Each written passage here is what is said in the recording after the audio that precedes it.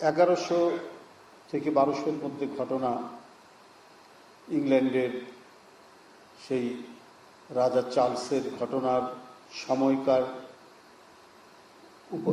উপজীব্য নিয়ে যে উপাখ্যান তৈরি হয়েছে 19th সেঞ্চুরিতে স্যার ওয়াল্টার স্কটের সে বিখ্যাত উপন্যাস আইভ্যানহো। এরকম আমরা দেখেছি বিভিন্ন সময়ে ইতিহাসের ঘটনাগুলো বিবৃত হয়েছে, যেমন ইতিহাসের নতুন অধ্যায় যোগ করে, আবার কবিতা উপন্যাসের মধ্যে দিয়েও সেটা তৎকালীন সমাজে নতুনভাবে ফুটিয়ে তোলা।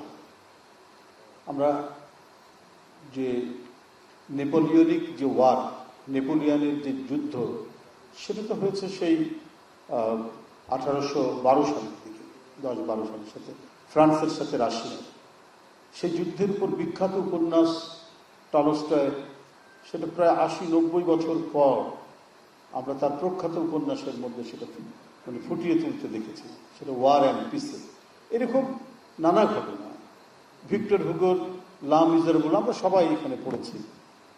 সেই ফরাসি বিপ্লব, 18th সেঞ্চুরির ফরাসি বিপ্লব 1789 সালের সেই সময়কার ঘটনা বলে নিয়ে এইটার উপর। তো সুতরাং জুলাই বিপ্লব তো আমাদের একটি মহাকাব্যিক ঘটনা। এখানে আন্দোলনরত যারা ছিলেন তারা মহাকাব্যের এক একটা অনন্য চরিত্র। এটার উপরে পরবর্তী যুগে, পরবর্তী সময়ে আরো অনেক উপন্যাস রচিত হবে, কবিতা রচিত হবে, সাহিত্যকর্ম হবে। এবং এইটা কোন ভিত্তির উপর রচিত হয়েছে, আমাকে আমি দুঃখিত, নামটা আমি বলতে ভুলে গেছি, আমাদের নুরু ডাকসুর ভিপি, আমি বেচারাদের দেখেছি, আমি টুকু, নুরু, এদের সবাইকে রিমান্ডে সেই ডিবির কার্যালয়ের মধ্যে একসাথেই আমরা থেকেছি, একসাথে আমরা রিমান্ড খাচ্ছি, আবার একসাথে জেলে গেছি। কিন্তু আমরা একটু সিনিয়র ছিলাম বলে আমরা যতটুকু ভালো ব্যবহার পেয়েছি, ও বেচারারা, আমি ওদের শরীরের মধ্যে তাকিয়ে দেখেছি ওদেরকে আঘাত করা হয়েছে। ডাকসুর ভিপি তো একটা চারটেখানি ব্যাপার নয়। ডাকসুর ভিপি গায়ে হাত দিতে পারে যে সরকার, টুকুর মতো ছাত্র দলের একটি বৃহত্তম সংগঠনের কি বলে সে সভাপতি ছিল, তার গায়ে পর্যন্ত হাত দেওয়া হয়েছে। এভাবে আরো অনেক সিনিয়র নেতা ছিল যারা আমাদের হয়তো জুনিয়র, মজনু, আমিনুর, এমনকি doctor Rafiq, associate professor PG বর্তমানে, তার গায়ে পর্যন্ত হাত দেওয়া হয়েছে। তো যে কথাটি রুরু এখানে বলছিল যে এর যে প্রেক্ষাপট, যেটা এর যে ভিত্তিভূমি, সেই ভিত্তিভূমিটা আলোচিত হতে হবে। সেটা যদি আলোচিত না হয় তাহলে কোন ভিত্তির উপর জুলাই 36 দিন এত বড় একটি মহাকাব্যিক ঘটনা ঘটে গেল? এইরকম রক্ত ঝরা ঘটনাই তো হচ্ছে মানে বিপ্লবের মানে মূল টোন তৈরি করে, মূল সুর তৈরি করে। সেটাই এখানে তৈরি হয়েছে। সেই ভিত্তিটা হচ্ছে 16 বছরের ঘটনাসমূহ, অত্যাচার, নিপীড়ন, বিভৎসতা, পৈশাচিকতা।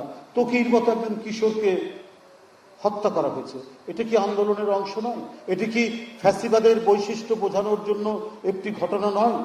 আপনার শীতলক্ষা নদীতে পেট কেটে তার মধ্যে ইট ঢুকিয়ে মেরে ফেলা হলো। কারা মেরেছে? রাষ্ট্রের তৎকালীন র্যাবের যারা সেখানে কর্তৃত্ব করতেন তারা। ফ্যাসিবাদকে বোঝানোর জন্য, ফ্যাসিবাদের বৈশিষ্ট্য তুলে ধরার জন্য, এটা তো একটা বড় ধরনের ঘটনা। তো এই সমস্ত ঘটনাগুলির এবং এর বিরুদ্ধে তীব্র আন্দোলন, প্রতিবাদ সব মিলিয়েই তো চলেছে 16 বছর।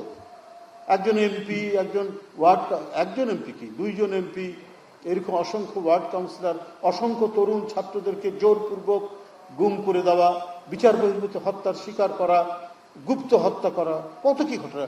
শ্রমিক নেতা আমিনুল অদৃশ্য হয়ে গেল, দেশ বিদেশ থেকে এই নিয়ে হইচই হলো। সুমন, একটা টাটকা তরুণ ছেলে, প্রায় আমাদের সাথে মিছিল করতো এই যে তেজগাঁর এই অঞ্চলে, যার বোনের আমি এখানে ইন্টারভিউ দেখলাম, 36 মিনিটের মধ্যে ধারণ করা হচ্ছে। তুলি, সঞ্জিতা তুলি, তারা আমি দেখলাম। তো এগুলো তো হচ্ছে সব 16 বছরের এই ঘটনা, এবং এই ঘটনাগুলো জনসমাজের মধ্যে প্রচন্ড আলোড়ন তুলছিল। প্রথমেই তো প্রতিরোধের জন্য তো এগিয়ে আসে না, ক্ষোভ বিক্ষোভের মধ্যে দিয়ে জনসমাজের মধ্যে যে তীব্র দ্রোহ তৈরি হয়, সেই দ্রোহটা তৈরি হতে হতে তার সম্পূর্ণ বহিঃপ্রকাশ আমরা দেখলাম জুলাইয়ের। শুধু কি তাই? এটাতে গেল একটা দিক, তারা অন্যায় করছিল, অন্যায়ের প্রতিবাদ করেছে গণতন্ত্রকামী ছাত্র জনতা, রাজনৈতিক দলগুলো, এবং সরকারের বা রাষ্ট্রের যে নিষ্ঠুরতা সংগঠিত হতে আমরা দেখেছি, সেই নিষ্ঠুরতা সরকার কেন করছে?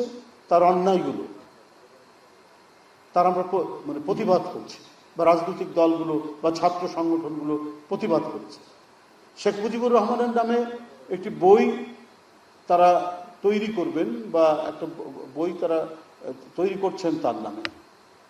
আমিও কিন্তু বিশ্বাস করতাম এটা শেখ মুজিবুর রহমান সাহেব নিজেই লিখেছেন, কিন্তু যে এখন নতুন যে ঘটনা ঘটছে, একজন পুলিশ অফিসারকে সে দায়িত্ব দেওয়া হয়েছে, তিনি তার কয়েকজন সহকর্মী সহ সেইটা তৈরি করেছেন, এবং এই জন্য তাদেরকে প্লট দেওয়া হয়েছে, এই জন্য তাদেরকে 1 কোটি করে টাকা দেওয়া হয়েছে। যে কি ধরনের রাষ্ট্র নিয়ে, দেশের মানুষের অর্থ নিয়ে, রাষ্ট্রের অর্থ নিয়ে কি লুটপাটটা করা হয়েছে, কি অনাচারটা করা হয়েছে, সেটা কি বলে শেষ করা যাবে? সেটা তো বলে শেষ করা যাবে না। এইভাবে আপনার দেশের 27 লক্ষ কোটি টাকা 16 বছরে নানাভাবেই পাচার হয়েছে। জিনিস কেনাকাটার নামে, আপনার মেগা প্রজেক্টের নামে নানাভাবেই 27 লক্ষ কোটি টাকা পাচার করা হয়েছে। তো এর জন্য জনমানুষের ভিতর কি ক্ষোভ তৈরি হয়নি? প্রচন্ড দ্রোহ তৈরি হয়নি? আমার টাকা, আপনার টাকা, জনগণের টাকা, এইটাকে শেখ হাসিনা নিজের স্বার্থে ব্যবহার করছে, তার দলের স্বার্থে ব্যবহার করছে, তার পরিবারের স্বার্থে ব্যবহার করছে। তাকিয়ে তাকিয়ে আমরা দেখছি। এর জন্য কি মানুষের মধ্যে ক্ষোভ তৈরি হচ্ছে না? তো সেটার আমরা তীব্র পরিণতি সবকিছু মিলিয়ে, হয়তো কোটা বিরোধী আন্দোলন একটা হচ্ছে, এখানে একটা উপলক্ষ নিয়ে এটা এসেছে, কিন্তু সব দ্রোহের সমষ্টিগত বহিঃপ্রকাশ হচ্ছে জুলাইয়ের সেই আন্দোলন। দেখুন, 15ই আগস্ট এবারে গেছে, অনেকে দিয়েছেন, বিভিন্ন পোস্ট দিয়েছেন মহামানব বলে শোক জানিয়ে, সে করতেও পারে। বিশেষ করে মিডিয়ার কিছু মানুষ, বিভিন্ন সেলিব্রিটি, অভিনেতা অভিনেত্রী, তারা এটা করছে। আমার কাছে অবাক লাগে যে পৃথিবীর সবচাইতে সেন্সিটিভ, অনুভূতিশীল মানুষ হচ্ছে যারা মিডিয়ার সাথে সম্পর্কযুক্ত থাকে, যারা হচ্ছে অভিনয় শিল্পের সাথে সম্পর্ক থাকে, যারা কবি সাহিত্যিক, তাদেরকে প্রথমেই নাড়ায়, কারণ তারা অত্যন্ত অনুভূতিশীল মানুষ হয়। কিন্তু যে পানি লাগবে পানি বলে যে মুগ্ধ, তার আরেক বন্ধুর জন্য গুলি খেতে খেতে তবুও পানি নিয়ে যাচ্ছে, এই সমস্ত অভিনয় শিল্পী, কবি সাহিত্যিকদের মনকে এতটুকু নাড়া দেয়নি? তারা সেদিন এটা পোস্ট দিচ্ছেন, আরো নানা কথা বলছেন, কিন্তু আমরা কেন দিচ্ছেন সেটা বুঝতে পারছি। মানুষের মধ্যে, আমি বলবো যে জনগণের মধ্যে নয়, এই সমস্ত তথাকথিত কবি সাহিত্যিক শিল্পী, অভিনয় শিল্পী, তারপরে আমরা সাংস্কৃতিক ব্যক্তিত্ব বা সংস্কৃতির চর্চার সাথে, শিল্পের চর্চার সাথে যারা থাকে, এরা বোধহয় তাদের ওই অনুভূতির জায়গাটা বিসর্জন দিয়েছে। কারণ আজকেই পড়লাম, এদের অনেককেই রানওয়ের পাশে, যেটা একেবারেই বেআইনি, সেখানে তাদেরকে প্লট দেওয়া হয়েছে। অর্থাৎ বস্তুগত স্বার্থের লোভে এরা নগ্নভাবে ফ্যাসিবাদের উপাসনা করেছে, ফ্যাসিবাদের পক্ষে তারা থেকেছে। যাই হোক, আজকে যারা এই অনুষ্ঠানটির আয়োজন করেছেন, আমি তাদেরকে ধন্যবাদ জানাই, এবং এখানে প্রত্যেকে যে আশাবাদ ব্যক্ত করেছেন, এটা আরো প্রলম্বিত হবে, সমস্ত ঘটনাগুলো এটা নিয়ে আসা হবে, যাতে উত্তর আগামী প্রজন্ম এখান থেকে আরো কিছু তারা জানবে, তার প্রেক্ষাপট জানবে, এবং ঘটনার দিন বা ঘটনার যে মাস, 36 দিন সম্পর্কে তারা যেগুলো অজানা আছে, অজ্ঞাত আছে, সেগুলো এখানে যুক্ত হয়ে তারা পরিপূর্ণ একটা ইতিহাস পাবে। সকলকে ধন্যবাদ।